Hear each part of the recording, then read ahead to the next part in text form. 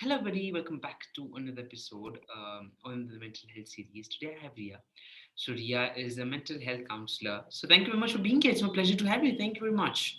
Thank you, Lakshit. I'm so glad we found the time to make this work. And I'm super excited to see, what our conversation entails. And hopefully the viewers are gaining something out of this conversation. Yeah, yeah. So my first question to you, Rhea, is if you could speak about yourself, what you do, what you like to do, and what your interests, where does it lie in, and all about your work and everything. Yeah. hmm Yeah. So as I mentioned earlier, a little bit about me in terms of a mental health psychotherapist from New York. I did my undergrad, my master's in this field. And right now I provide individual counseling. And the areas that we usually are seeing, at least in the last 2 years that I've been practicing in Mumbai, is everywhere from sort of depression, anxiety. I also offer sort of couples counseling. So a lot of relational work, right? Understanding how we can have healthier, lesser toxic, interpersonal relationships in our life, whether it's romantic, non-romantic, familial relationships. A lot of relationship work, along with, again, the diagnoses of people experiencing all sorts of anxiety, social anxiety, OCD, all the way to the spectrum of trauma-based eating disorders, trauma as a whole, whether that's emotional, physical, sexual abuse. So walking through the entire spectrum, I think that most of my clientele encompasses somewhere in this, blanket of work. And yeah, I think therapy is a wonderful, wonderful journey, an introspective journey that I highly encourage people to sort of undertake, is to really learn about yourself and to build a relationship with yourself. And that's kind of the goal when people sort of walk into my office. Yeah, Yeah. that's wonderful. That's wonderful. Thank you Mhm. for sharing that. So my first question to you about today is first, what do you think is mental health in your own Mhm. words? Yeah. Wow, that's a lofty one, Lakshit. Um, I think mental health, personal mental health, your mental health, is definitely a state of being and a relationship you share with yourself. Um, in the most succinct way, I think that is what your mental health constitutes of: the way you treat yourself, the way you feel about yourself, the way you perceive yourself. And then we're taking all of this stuff and we're going and interacting out in the world. So if I had to sort of very succinctly define it, I think it's the relationship we have with ourselves that constitutes and defines our state of being, a state of wellness, and our mental health. Yeah, mental and emotional health. Yeah. Mm-hmm. Beautiful. Mhm. Okay, thank you for sharing your perspective on that.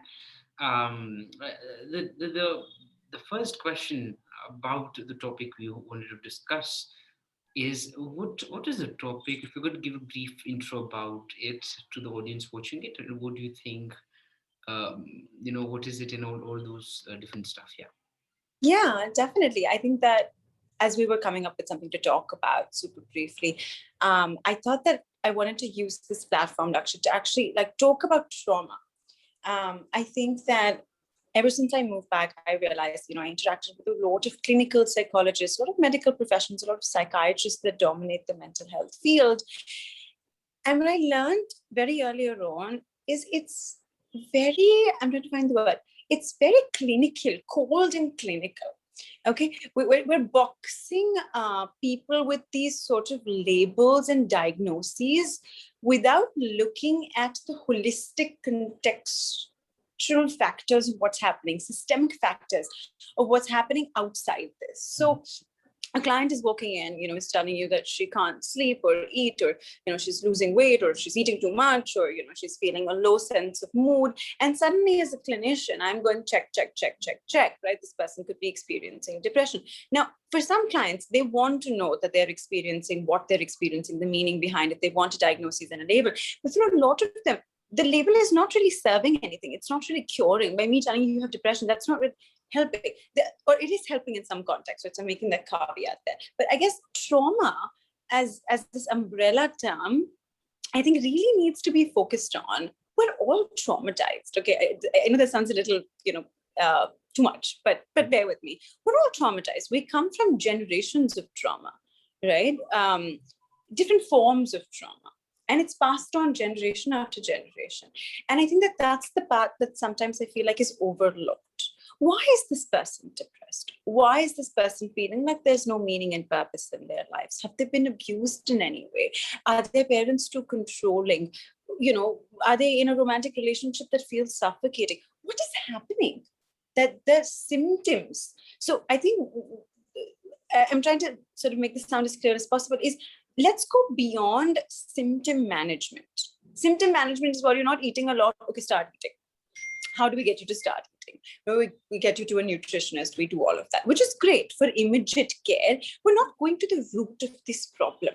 Yes. What is your relationship with your body? What is your relationship with food? What is your relationship with the idea of eating? Did you eat at home on a dinner table? Where all that work is important to do as we're learning to start the healing journey and the healing process. And I think that that's the sort of facet or topic I want to sort of pay emphasis on here, right? We're all trauma laden, and understanding trauma informed approaches and contextualizing what is happening. Okay, this girl is not just screaming, okay, because she's aggressive. She's screaming because no one's listening. There's context here, right? Instead of slapping on labels and diagnoses and things onto people, getting that trauma-based approach is very important. And I think that's kind of, sort of going all over the place here, but that's kind of what I want to sort of highlight in our work today. Okay. Yeah. So that, yeah. Thank you. So the next question I would like to move towards on is, I want to discuss trauma. Of course, I have done some episodes on trauma, but would be great if you could understand what is trauma and how does it affect our mental health. How does it affect our professional life and personal life? What are the effects of trauma in these both life? Different parts of our life, professional and the personal. Right. Yeah. And trauma is pervasive, right? It's going to impact all the realms of your life. And that's the sort of space I was alluding to earlier on. Everything that happens growing up, right, is accumulating to how we are the way we are today. Yeah. So, something as small, if you will, as mom showing up 10 minutes late when you're a preschooler, that kid is experiencing separation anxiety. They're thinking the worst thing has, my mother abandoned me.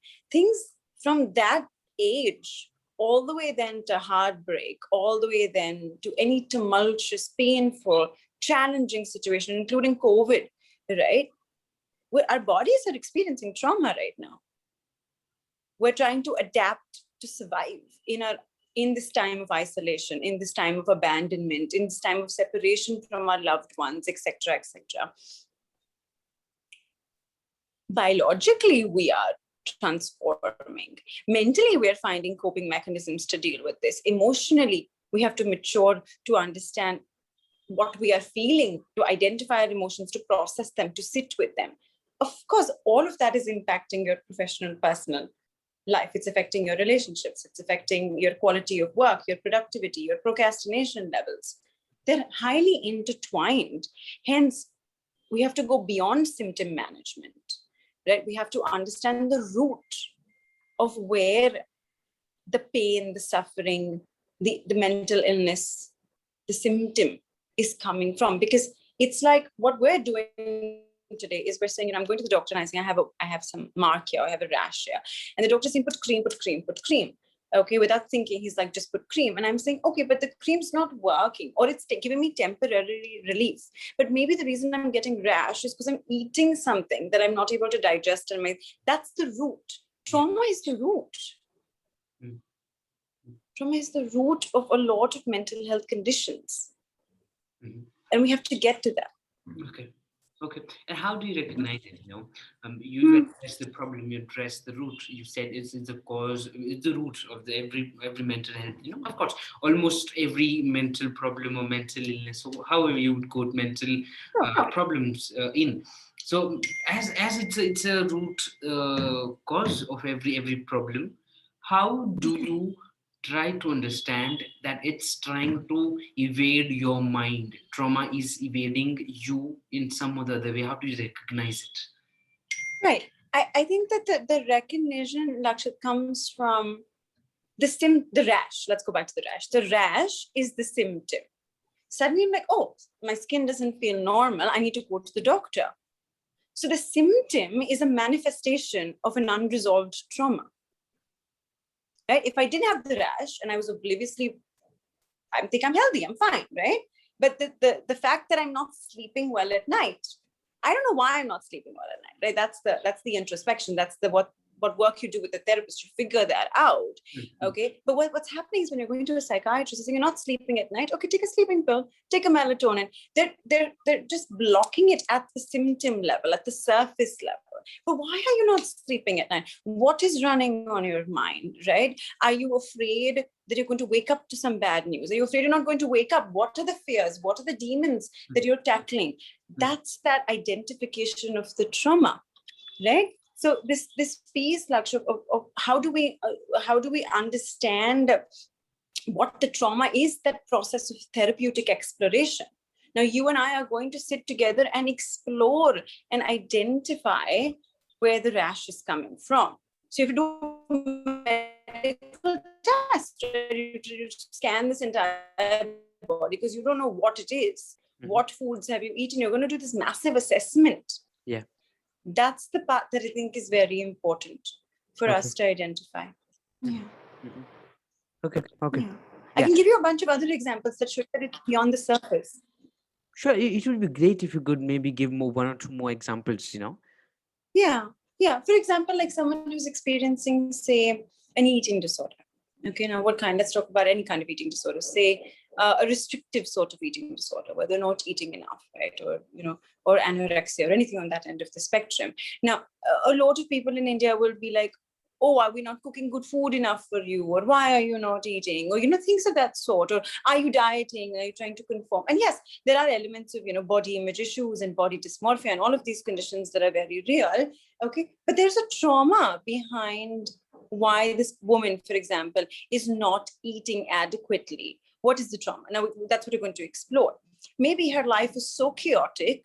Maybe her parents are getting divorced and she doesn't have the best relationships, so she's being bullied in school. Maybe all of this is causing her then to control her food because she can't control other aspects of her life. Now, in therapy, I'm going to say that. I'm going to say, I wonder, Lakshit, that the reason you feel this urge or this need to control your food is because you can't control other aspects of your life. Right? We're having a moment there of introspection. It's not about the food, it's about control. You feel so helpless in other aspects of your life that the only thing you think you can control is your intake. Yeah. Not because mama's not making good bhajis in the house, right? That's the deeper. We have to start getting deeper to the root of why people are behaving the way they are behaving, rather than slapping these labels onto them. Oh, she's just lazy. She doesn't want to study. No. Have you asked your child if she's been bullied in school? Are you asking your child what is it that is stopping her? Maybe she hates this subject and needs assistance. Maybe your child is writing B instead of D, not because they're bad or they're rebellious, it's because they're dyslexic. We're not doing this homework. We're not contextualizing what is happening. Right? We will go back to the eating disorder example, Lakshya, with this piece of women are so traumatized, not just women, even men. But in this example, since I'm using a woman, the idea of maybe she needs to conform to a certain body type. Yeah. Which is intergenerational trauma. Right? We're told we have to look a certain kind. And even with men, they're told they have to look a certain kind to be desirable. There's layers and layers and layers and layers of conditioning and trauma that needs to be addressed, rather than healthcare professionals and practitioners just slapping medication and diagnoses and labels onto people. Because what am I going to do with that label? I yet have to resolve this unfinished trauma. Or maybe I don't have a good relationship with my mother, but my mother cooks my food. And so taking that food in is like having to accept my mother, which I can't. You see how meta it gets? Yeah. Rather than the person's just not eating. Yeah, that's That's deep. That's really deep. I never had and thought about it. I think it's really Yeah. deep. It's really deep. Thank you. Yeah. Thank you for bringing that into our notice. Yes. So my question, next question to you is, what could be solution to these problems? My thing too from this podcast is to bring, how mental health is stigmatized almost all over the world. I think it's just maybe some countries like US where therapy is something normal, but Mm. rest part in the world, it's something people do who are mentally ill. That's a lot of Yeah, stigma. that's the way it is said to be.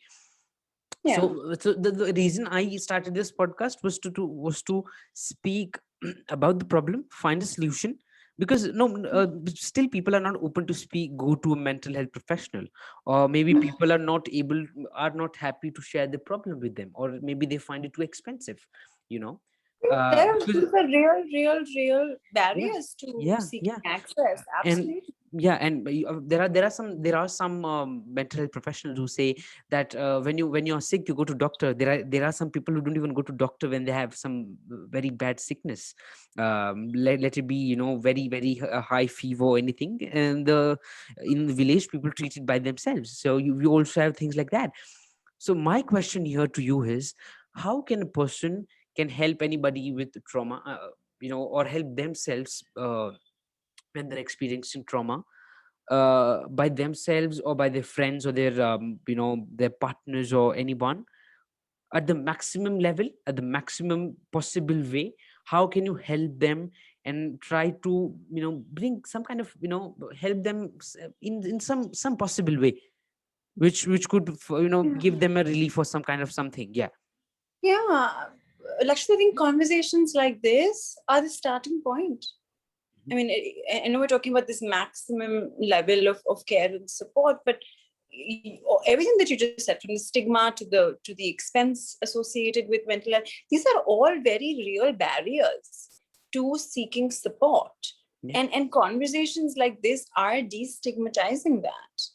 Mhm. So I'm not sure if I can answer your question in terms of what are the solutions concretely, but you starting this podcast, for example, is you taking one step closer to creating awareness about these things, right? Yeah. Awareness is number one. Mhm. Number two is then you going out there and saying it's normal to talk about it. Let's talk about this. Yeah. Normalizing having conversations in a non-judgment. Then you going and supporting a friend. Today, if you see a friend that's not doing very well, saying, maybe you should seek a counselor. Maybe here are, a few counselors in your area that seem affordable. That could be a great starting point. Lending that support. I think it's the community that has to change.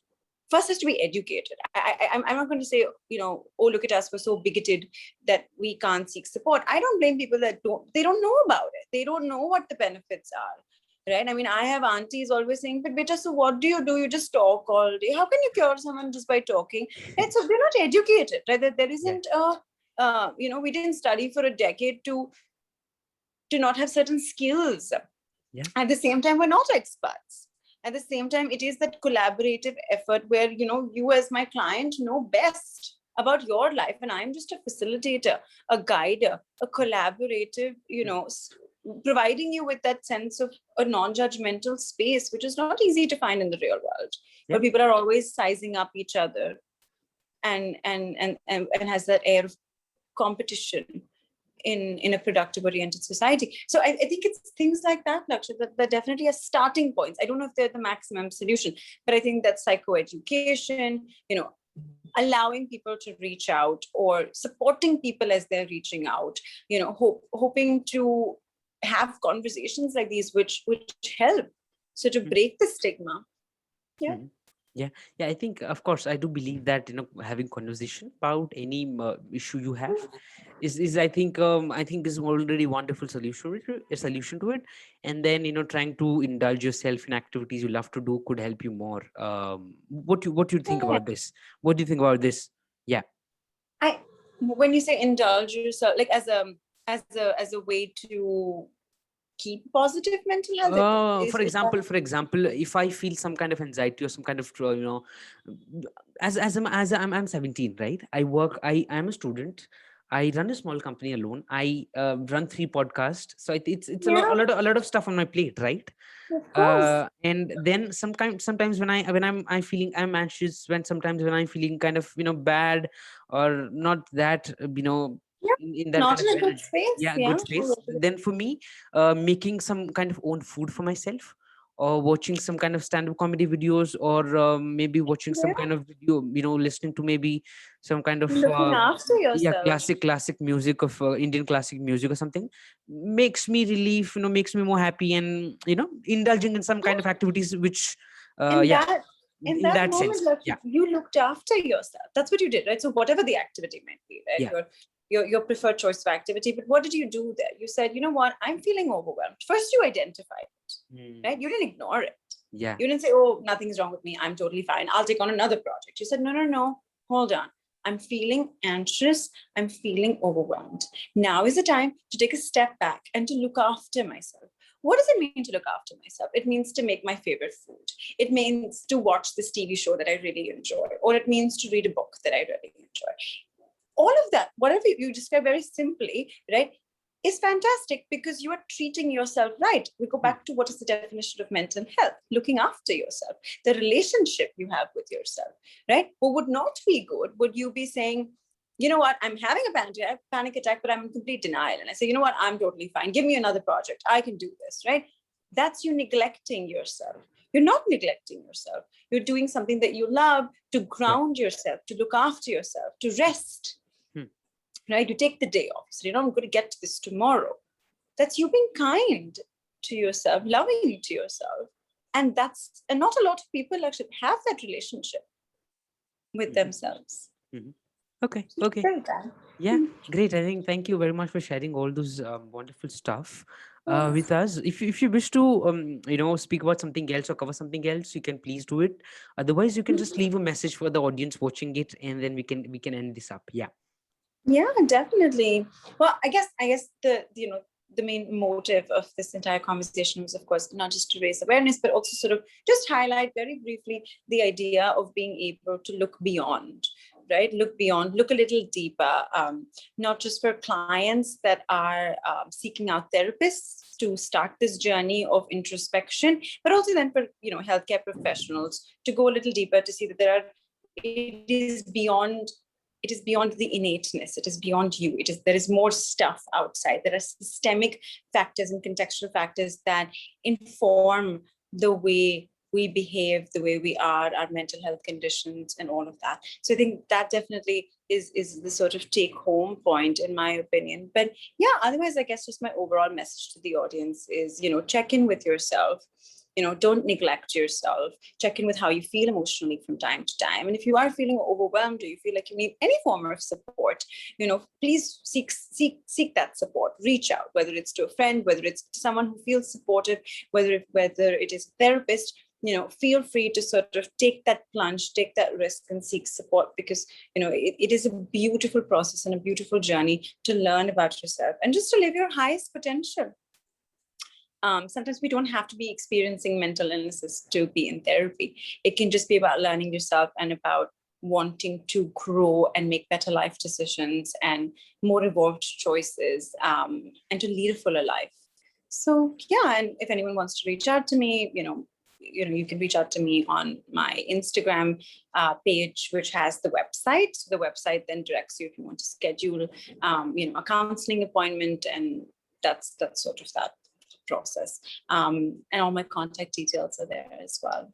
But yeah, if you have Okay. any other questions for me, Lakshita, in anything, I'm happy to answer. I think you covered wonderfully. It was a Thank beautiful you. time with you. I enjoyed it. Definitely. Thanks to you for joining in. It was Of course. wonderful and my pleasure to have you. Thank you very much. Absolutely, Lakshita. Take care. Good luck with everything. Thank you.